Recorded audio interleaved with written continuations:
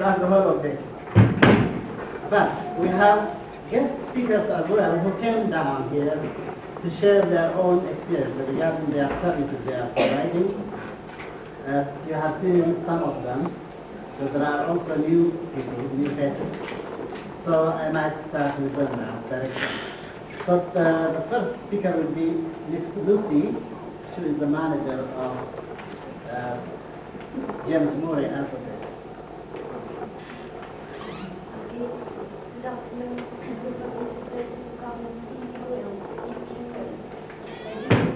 I'll be the first one. I thought I would sort of listen what everybody says and then come to an answer. Anyway, it's so, I'm not really very good in talking in the public. And what I would like to extend that we can offer some benefits. What I would like you to introduce is CATB area. It's a construction business, and then it's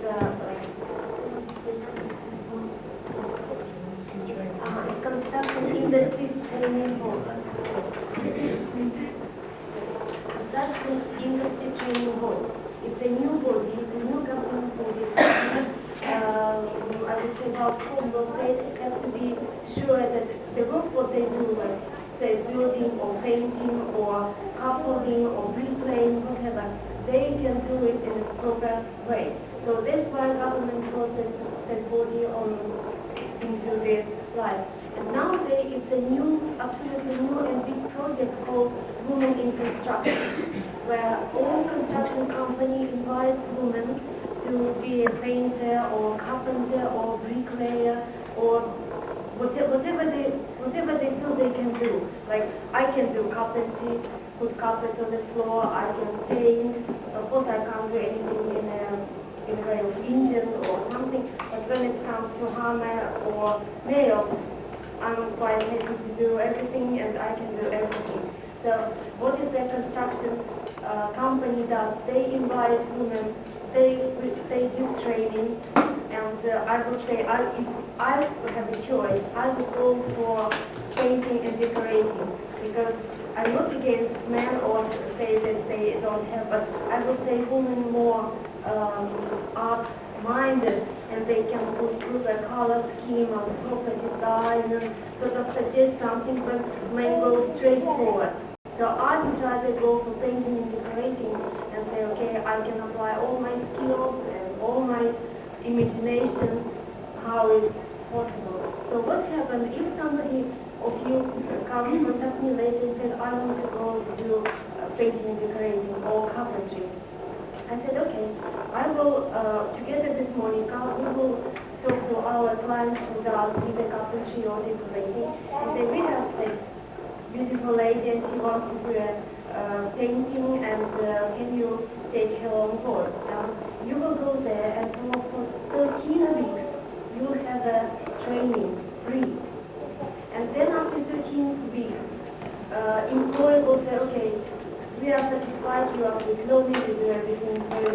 very tidy, and no mess behind you and all this stuff, and they employ you.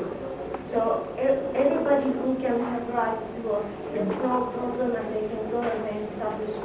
Because in this country, if you want to settle properly and give a future for your children, you have to have a qualification, you have to have professional, you can say. And for women, I think it's a very good project, and I would say really give a future and potential and perspective and ability to establish yourself and organize the family and earn some money. So if any of you or your friends or your acquaintances or whoever wants to join this program, please, I have some business cards. When we finish, I would like you to give all of them your way and then contact me, please. Thank you very much. Thank you. The next speaker will be Mira from the same organization. Hello, my name is Nira. I met some of you before, and we talked about immigration and asylum, which is, I think is quite important in all your lives, and it probably play quite an important role. I'm just here for those of you that weren't here before, just to explain about our services. We're registered by the OISC, which means that we're allowed to give legal advice in all areas of immigration and asylum. So if you've got any questions, you can ask me now, or you can ask me later on. As people that go to RAMP, you're entitled to phone me at any time and ask any kind of questions, any queries that you might have. Is there any questions now? At the moment, in immigration and asylum? Any queries? Keep the questions from later. Yeah. Yeah. Yeah, okay. Okay, so if you think of any, like, I mean, a lot of you are probably going through your cases at the moment now, so if you've got any questions related to you, I mean, you've probably got this already, but if you can think of any questions that you don't understand about your particular case, then feel free to ask me. Okay. Give them time to think. Yeah. The third speaker will be Monica. Well, some of you know me already. Well, I already met some of you before. I'm on the recruitment side. Recruitment means that I can find a job. If you have experience, you have qualification, or I suppose the majority of you probably have qualification or experience in your own country, not in here. They can say to me that from January they would like to have people that are CSDS card. So they will need many more people. And whoever is striking is a very, very good opportunity. You can get, as she said, it's painting and decorating, it's grounding, it's roofing, it's like because the opportunity of instrument and that's to the other recruitment side. I can help if you need a job and you have some experience in this country. You're very welcome to call me, come to my office. If you have a CV done, we can go through it again and we can improve it. I can give you suggestions and tips on how to present yourself during the interview. So we tell you who are applying and then we tell you for science. So we mainly do all the service for you is free. The only thing you've got to be allowed to do is our clients. Some clients consider application, applying for the majority we consider people that can already work. Now charities we can already work in the same we have any kind of industry. We have hospitality, we have IT, we have administration, we have construction industry, and it's not only in London but all over the UK. That's much it. Thank you. That's it all, and you're very, very welcome. Not at all, and Dr. Maya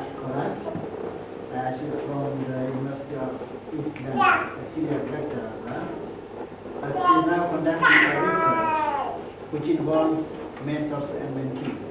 Alice is going to talk about it. I hope you won't mind if I sit. I really came here not feeling here to talk with you.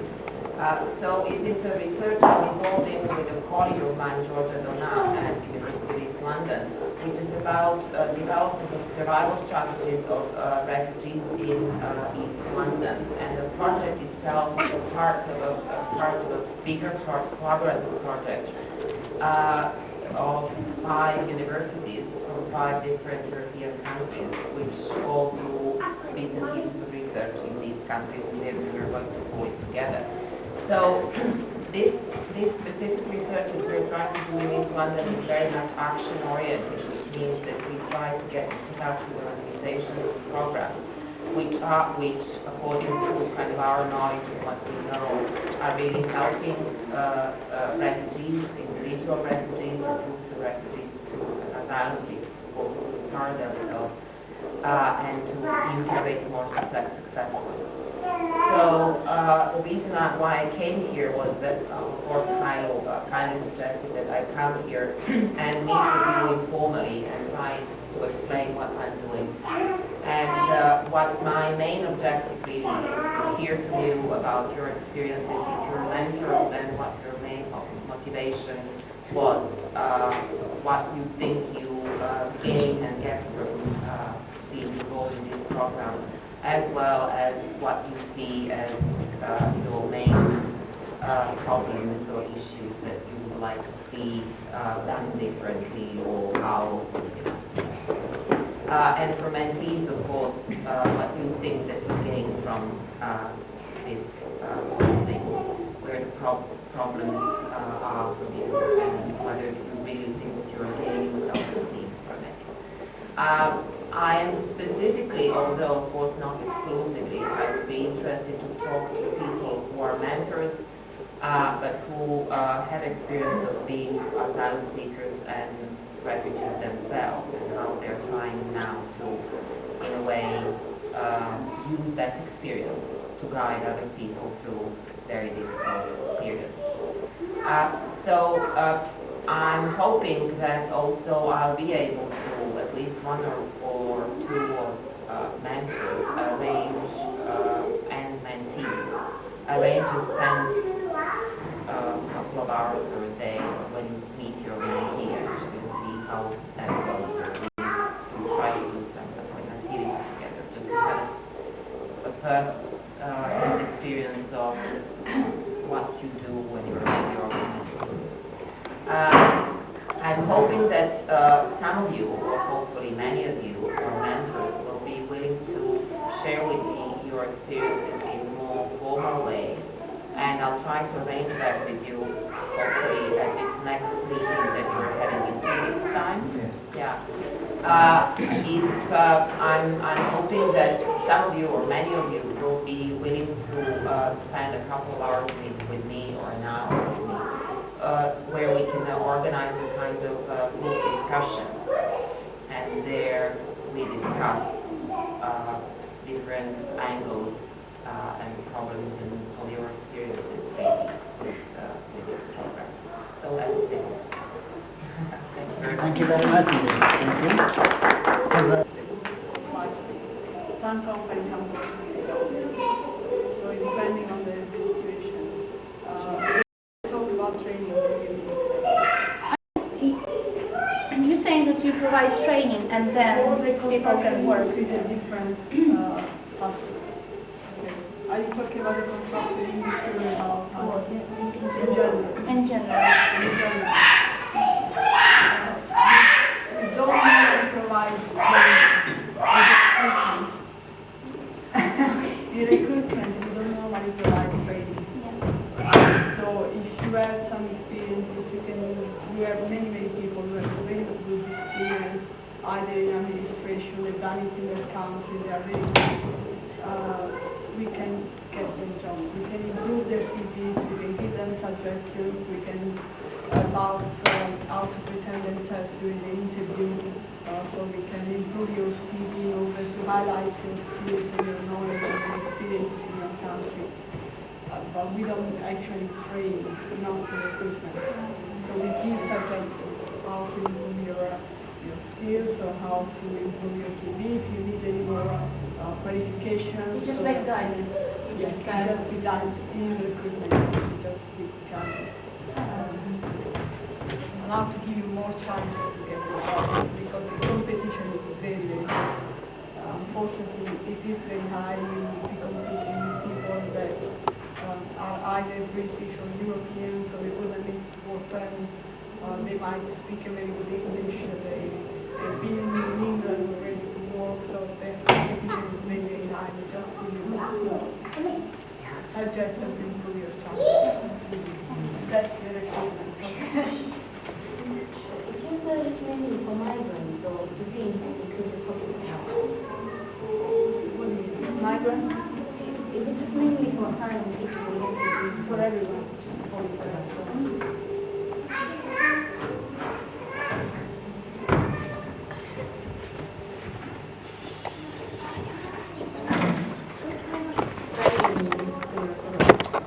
I have several courses, but mainly it's an English courses and computer courses. It's two, I would say, subjects, which is very vital, very important, and whenever you go, English is a must, compulsory, because it's English-speaking country, and computer, whenever you go, it's all, first question, do you know computers, what kind of applications do you know, and how you fast, how you quick, and how can you sort of be flexible with whatever you know or don't know. So I would say that mainly, like the two main courses what we provide is the English courses and computer courses. And now, as I said, it's a construction, women in construction, but it's not with our college. Me and Monica, we have to find somebody who gives you that training. And then, if you are acceptable or not, it's a pure your chance, your opportunity, because the way how you apply to your position or to your chance what you're given. So this is main thing. And I don't know actually how it's, I have to talk to Mr. Haley and find out how, if some of you want to come and study either English or computer. I don't know how it will go, but you are always welcome. And also, I know what's called in my own language, but I don't know what it's called in English.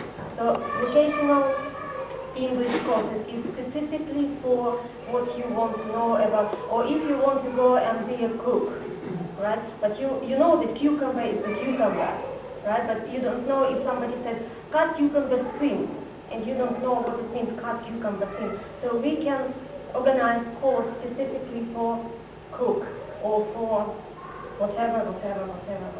All of them called vocational English courses. So I would say this is mainly three what we are providing at the moment. Pardon? You provide child. Yes, we do. With this specific area. Any questions? Okay, anything? Is your research government driven or is it pure You mean, when you say government driven, do you mean like policy oriented or? Okay, the funding itself and the idea for the research and all of it doesn't have to do anything with the government or any kind of governmental funding. The research is funded by the European Union through their funds of social exclusion and inclusion, actually. So we're looking at socially excluded or vulnerable populations in 5 different areas and countries and cities in Europe. But in terms of policy making, as I said, and I perhaps didn't really put much emphasis on it, I said that this research is action-oriented, which means that we really don't want to provide a neat academic study that is going to be published and, hopefully read by someone or perhaps not. But we want to involve ourselves with different ongoing projects such as this one, and through our involvement with people who are in the project, coordinating it, and all of you who participate in it.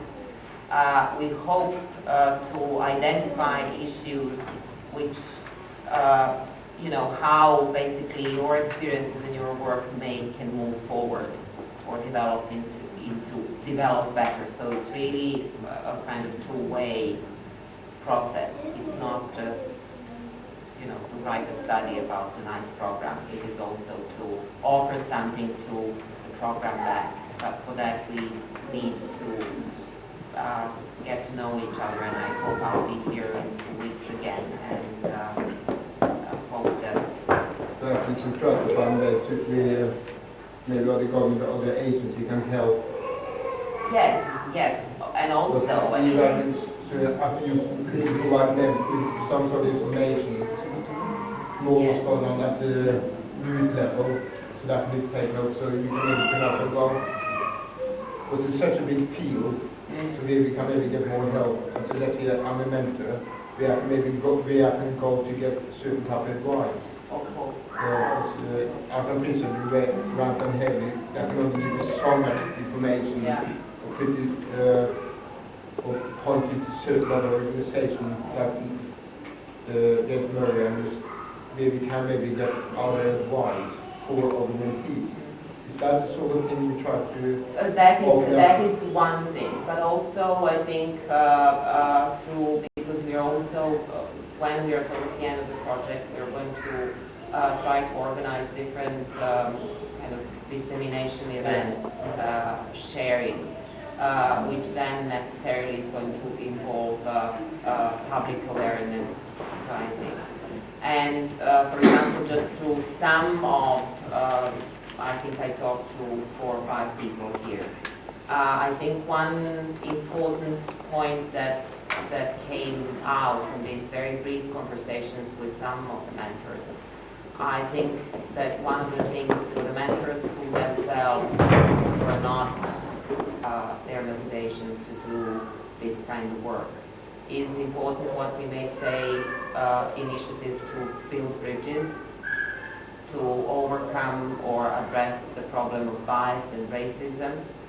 And that is something that needs to be, I think, emphasized much, much more in the public, really, in many ways, that there are ways in which their kind of work, there are professionals there who can deal with that, and that's it. We pay to talk for it, and that is it.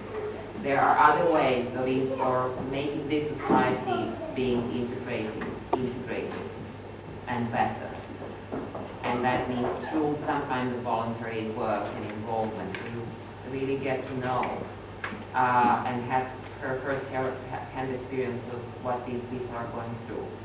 And what I like about this project particularly is that it exists one-to-one contact and very much two-way street, which integration should be about. It's not about learning how to adjust to the new environment, it's also teaching though in a way, or changing. I mean, both sides have to adjust in a way, and so the local people can adjust only if they get to know otherwise they can. So that's one of the ideas. I mean, that is something that just came out of these very brief conversations I had with people, but I'm sure that we'll develop different ways and ideas, and your input in that sense is extremely important. And about each case, we need to make an appointment with you. It's possible to give advice here.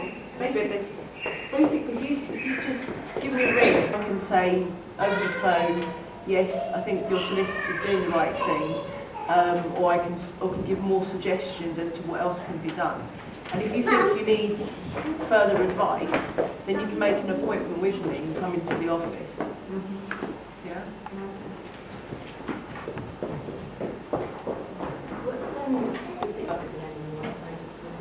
Yeah, exactly. With the government at the moment, they're actually cutting back A lot of them turning around and saying, look, we can't represent you. Unfortunately, all solicitors and legal advisors are in that position. So everyone that previously provided legal support based on legal aid, or won't be able to do it now. So we're in that same position as well. I mean, what we also offer is basically if you come to us and say you can't afford to take on our full services, which I understand a lot of people here won't be able to, we'll be able to refer you to other solicitors that do still offer legal aid. So you can, again, shop around. So we act as a signposting place as well. Very last year we were looking at having also kind of ethnographic studies, so we were looking at that. But this specific focus on this specific program only until the end of this year. You said you cover other countries as well, but obviously that's... Other countries, other universities in other... It involves university in Thessaloniki, university in Dublin, Hamburg, Nijmegen in the Netherlands, and some of them look also at refugees in their cities or some areas of their cities. It is actually a project called European Fourth Cities project. London being one of European fourth cities, and we're looking at specific areas of these fourth cities, European fourth cities, which have been affected by socioeconomic changes, renewal projects, and many of these areas, local population living in these parts of the cities are intensely being driven out. You know, you see what's happening in East London with, you know, Canary Wharf and all of these other places coming in and people from different. But many of these other universities are also looking at refugees and asylum seekers. Some look at homeless, for example, like in Hamburg. Every country each country obviously got different social issues. Yes, but then we're going to look at different experiences and practices, and perhaps some of the good practices here, for example, may be applied in other countries. So that's another way of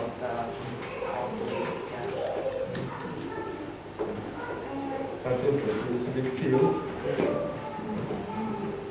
With James married, because I was a mentor, I personally think she doesn't get enough help, or shall we say,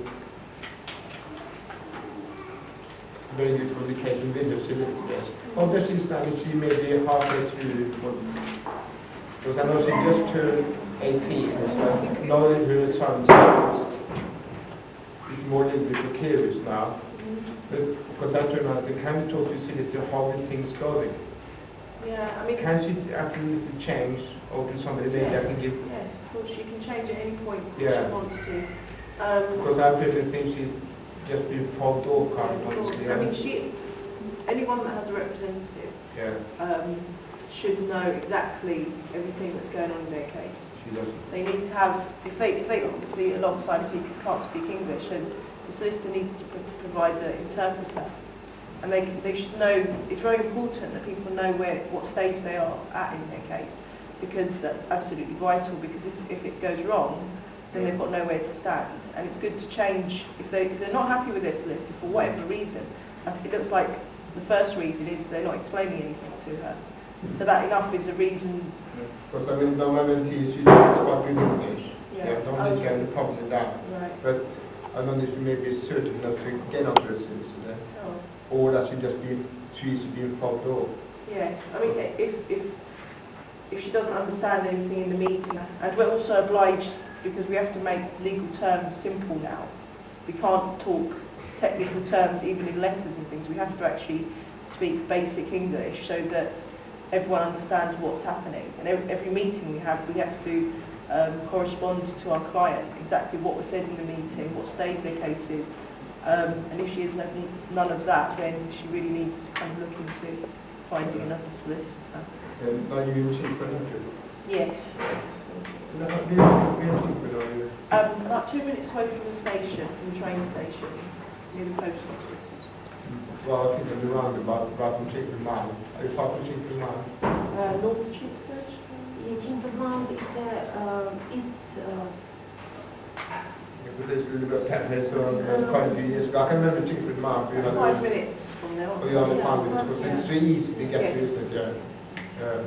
So, I mean, that's what the first thing she should do is to speak to her solicitor and voice all her concerns, say exactly what has been done on my case, where am I with my case, what's the next step in my case.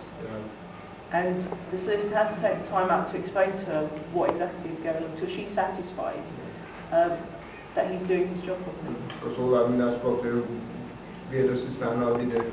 And then, I'm sorry, I found that difficult to believe.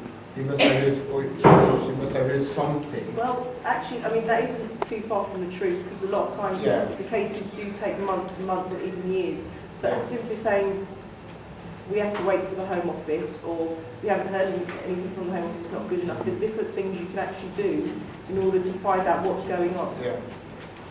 There are a lot of things you can do, so it's not sufficient to say, even if, because the Home Office often lose files. Yeah. So if you've been lost for like a year, 2 years, that doesn't help your client at all. But this is Mentees, she has to say she just turned 18, it's very vulnerable. But I mean, now she can't go back to her own country because nobody there for her. Yeah. So I know she's doing some educational to better herself. She don't need to get much help now because she turned 18. Because she go in just to give advice, and this is where I love it, that do some of the content. We as a mentor can maybe go to the place to get advice as well, without compromising on the mentee. Sure. Thank you, everyone. Sorry. Now to provide the services ourselves, then we are able to refer you on to somewhere where you can. Thank you, everyone, especially our guest speakers, for sharing us on this valuable information.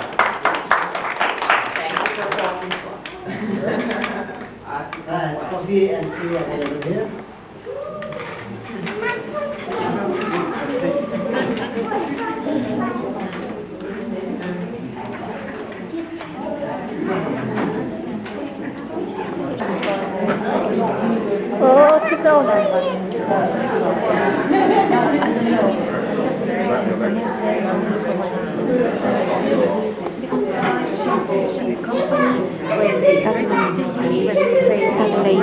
Could you ask him if she wants to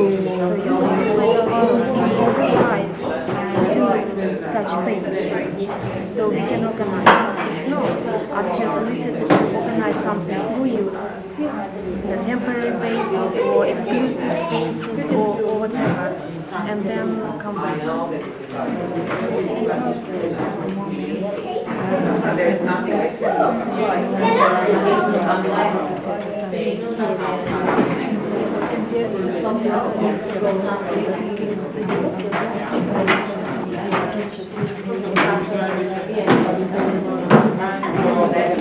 and when they write to the MP,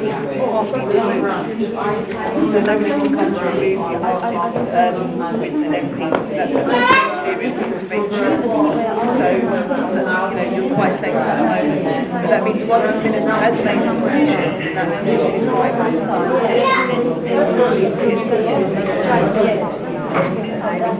That's right, yeah. Unless your solicitors can think of any, I don't know your case at all, so unless your solicitors think there are anything else that they haven't thought about, then they can make representation, but it's quite right to find its place that it can. Right, yes. So that means when your case has been refused, in order to appeal again, you have to have grounds in order to refuse. Now your solicitors looked at it and said there's no grounds that you can actually appeal that.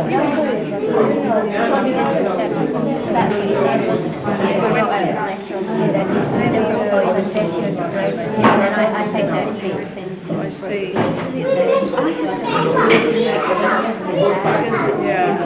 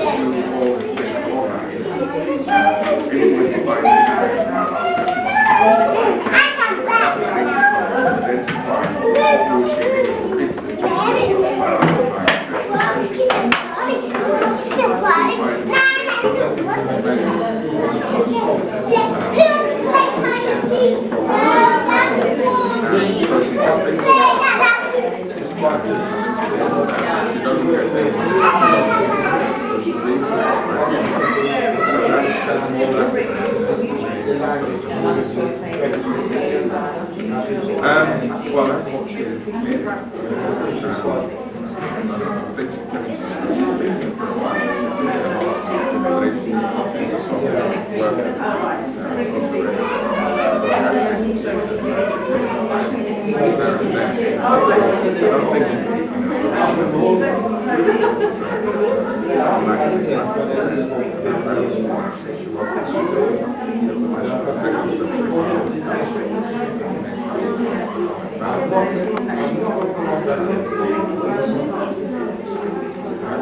Talking about this one, and I don't know which one, because we started off with the plan with, ended up in Uganda, so I'm not sure which one it was. No, I'm asking.